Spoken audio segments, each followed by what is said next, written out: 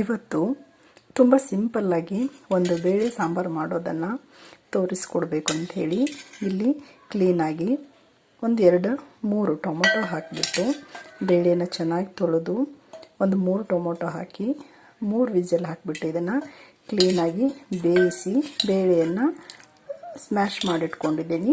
ಇದು ಬೇಳೆ ರೆಡಿ ಇದೆ. ಕುದ್ದು ಟೊಮೊಟೊ ಹಣ್ಣನ್ನು ಮಿಕ್ಸಿ ಹಾಕ್ಬೋದು ಅಥವಾ ಕೈಯಲ್ಲೇ ಇದನ್ನು ಕಿವಿಚಿ ತೆಗೆದುಬಿಟ್ಟು ಈ ರಸವನ್ನು ನಾವೇನು ಮಾಡ್ಬೋದು, ಬಳಸ್ಬೋದು. ನಾನು ಸ್ವಲ್ಪನೇ ಇಬ್ಬರಿಗಷ್ಟೇ ಸಾಂಬಾರು ಮಾಡ್ತಾ ಇರೋದ್ರಿಂದ ಈ 3 ಟೊಮೊಟೊ ಹಣ್ಣಿಂದು ಹುಳಿ ಸಾಕು ಅಂತ ಅಂದ್ಕೋತಾ ಇದ್ದೀನಿ. ಹೆಚ್ಚು ಜನರಿಗೆ ಸ್ವಲ್ಪ ಕ್ವಾಂಟಿಟಿ ಹೆಚ್ಚಿಗೆ ಬೇಕು ಅಂತ ಹೇಳಿದ್ರೆ ಹುಣಸೆ ಹಣ್ಣಿನ ಹುಳಿಯನ್ನು ಸಹಿತ ನೀವು ಸ್ವಲ್ಪ ಇದಕ್ಕೆ ಏನು ಮಾಡ್ಬೋದು, ಸೇರಿಸ್ಕೋಬಹುದು. ಇನ್ನು ಒಗ್ಗರಣೆಗೆ ಈರುಳ್ಳಿ ಹೆಚ್ಚಿಟ್ಕೊಂಡಿದ್ದೀನಿ, ಹಸಿ ಮೆಣಸಿನ್ಕಾಯಿ ಇದೆ, ಕರಿಬೇವಿದೆ, ಕೊತ್ತಂಬರಿಯನ್ನು ಕ್ಲೀನಾಗಿ ತೊಳೆದ್ಬಿಟ್ಟು ಕಟ್ ಮಾಡಿಟ್ಕೊಂಡಿದ್ದೀನಿ. ಮತ್ತು ಸ್ವಲ್ಪ ಬೆಳ್ಳುಳ್ಳಿ ಮತ್ತು ಶುಂಠಿ ಪೇಸ್ಟನ್ನು ಇಲ್ಲಿ ಏನು ಮಾಡಿದ್ದೀನಿ, ಜಜ್ಜಿ ಇಟ್ಕೊಂಡಿದ್ದೀನಿ. ಶುಂಠಿ ಬೆಳ್ಳುಳ್ಳಿ ಹಾಕೋದ್ರಿಂದ ಫ್ಲೇವರ್ ತುಂಬ ಚೆನ್ನಾಗಿರುತ್ತೆ ಮತ್ತು ರುಚಿನೂ ಏನಿರುತ್ತೆ ತುಂಬ ಚೆನ್ನಾಗಿ ಬರುತ್ತೆ. ಹಾಗಾಗಿ ಬೇಳೆ ಬೇಯಿಸಿಟ್ಕೊಂಡು ಒಗ್ಗರಣೆಗೆಲ್ಲ ಹೆಚ್ಚಿಟ್ಕೊಂಡಿದ್ದೀನಿ. ಕ್ಲೀನಾಗಿ ಒಗ್ಗರಣೆ ಹಾಕಿಬಿಟ್ರೆ ಇವತ್ತಿನ ನಮ್ಮದೇನಿದೆ ಬೇಳೆ ಸಾಂಬಾರು ರೆಡಿ ಆಗುತ್ತೆ. ಸಾಂಬಾರಿಗೆ ಒಗ್ಗರಣೆ ಹಾಕಲಿಕ್ಕೆ ಸ್ವಲ್ಪ ಎಣ್ಣೆ ಕಾಯಲಿಕ್ಕಿಟ್ಟು ಅದಕ್ಕೆ ಸಾಸಿವೆ ಮತ್ತು ಜೀರಿಗೆಯನ್ನು ಹಾಕ್ತಾ ಇದ್ದೀನಿ. ಹೆಚ್ಚಿಟ್ಕೊಂಡಿರೋ ಕರಿಬೇವು, 1-2 ಹಸಿಮೆಣಸಿನಕಾಯಿ ಮತ್ತು ಈರುಳ್ಳಿ ಇದೆಲ್ಲ ಹಾಕಿಬಿಟ್ಟು ಚೆನ್ನಾಗಿ ಏನು ಮಾಡಬೇಕು, ಮಿಕ್ಸ್ ಮಾಡಬೇಕು. ಇದು ಸ್ವಲ್ಪ ಬೆಂದ ಮೇಲೆ ಏನು ಮಾಡಬೇಕು, ನಾವು ಜಜ್ಜಿಟ್ಕೊಂಡಿರೋ ಹಸಿ ಶುಂಠಿ ಮತ್ತು ಬೆಳ್ಳುಳ್ಳಿಯನ್ನು ಏನು ಮಾಡಬೇಕು, ಸೇರಿಸಬೇಕು. ಆ್ಯಕ್ಚುಲಿ ಕುಕ್ಕಿಂಗ್ ವಿಡಿಯೋಸ್ ಮಾಡಲಿಕ್ಕೆ ಇಷ್ಟ ಇದ್ದಿಲ್ಲ ನನಗೆ.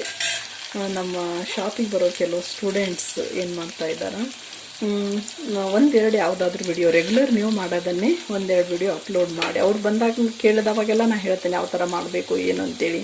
ಚಿಕ್ಕ ಪುಟ್ಟ ಪಲ್ಯ ಸಾಂಬಾರೆಲ್ಲ ಹೇಳಿರ್ತೇನೆ ಅವರಿಗೆ. ಬಟ್ ಒಂದು ಸಾಂಬಾರು ಒಂದು ಪಲ್ಯ ಯಾವುದಾದ್ರೂ ನೀವು ಡೈಲಿ ಮಾಡ್ತಿರಲ್ಲ ಅದನ್ನೇ 1-2 ಅಪ್ಲೋಡ್ ಮಾಡಿ ಅಮ್ಮ ಅಂತ ಕೇಳಿದರು ಒಂದಿಬ್ಬರು ಸ್ಟೂಡೆಂಟು. ಹಾಗಾಗಿ ಕೋಚಿಂಗಿಗೆ ಬಂದಿರ್ತಾರಲ್ಲ, ಇಲ್ಲಿ ಧಾರವಾಡಕ್ಕೆಲ್ಲ ಸ್ಟೂಡೆಂಟ್ಸೇ ಬರ್ತಾರೆ. ಈಗೀಗೆಲ್ಲ PG ಮೆಸ್ಸು ಎಲ್ಲ ಅವ್ರಿಗೆ ಬೇಸತ್ತು ತಾವೇ ಅಡುಗೆ ಮಾಡ್ಕೋತಾ ಇದ್ದಾರೆ.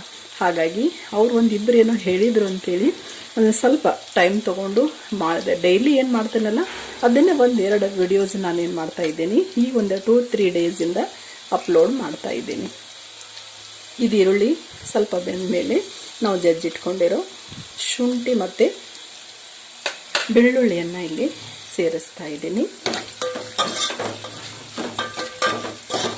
ಇದನ್ನು ಲೋ ಫ್ಲೇಮಲ್ಲಿ ಒಂದು 2-3 ನಿಮಿಷ ನಾವೇನು ಮಾಡಬೇಕು, ಬೇಯಿಸ್ಕೋಬೇಕು.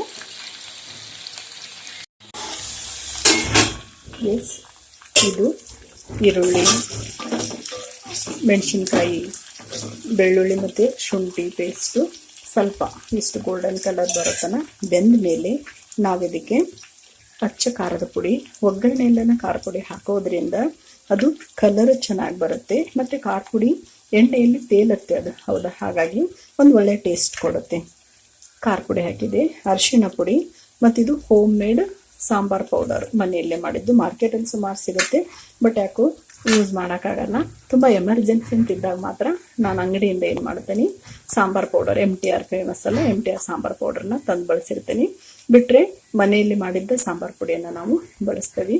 ಮತ್ತು ರುಚಿಗೆ ತಕ್ಕಷ್ಟು ಉಪ್ಪು ಇದೆಲ್ಲ ಹಾಕಿ ಒಂದು 2 ನಿಮಿಷ ಇದು ಎಣ್ಣೆಯಲ್ಲಿ ಬೆಂದ ನಂತರ ನಾವು ಬೇಯಿಸಿಟ್ಕೊಂಡಿರೋ ಬೇಳೆ ಮತ್ತು ಟೊಮೆಟೊ ಹಣ್ಣು ಏನಿದು ಮಾಡಿದ್ವಲ್ಲ ಬೇಳೆ ಜೊತೆ ಬೇಯಿಸಿದ್ವಿ ಅದನ್ನು ಸೇರಿಸ್ಬೇಕು.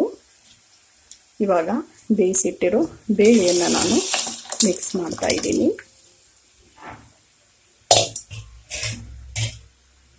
ಮತ್ತು ಟೊಮೆಟೊನೂ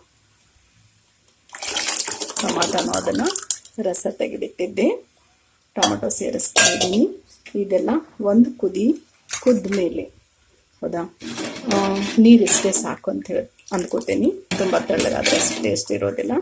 ಇಷ್ಟು ಕರೆಕ್ಟ್ ಇದೆ.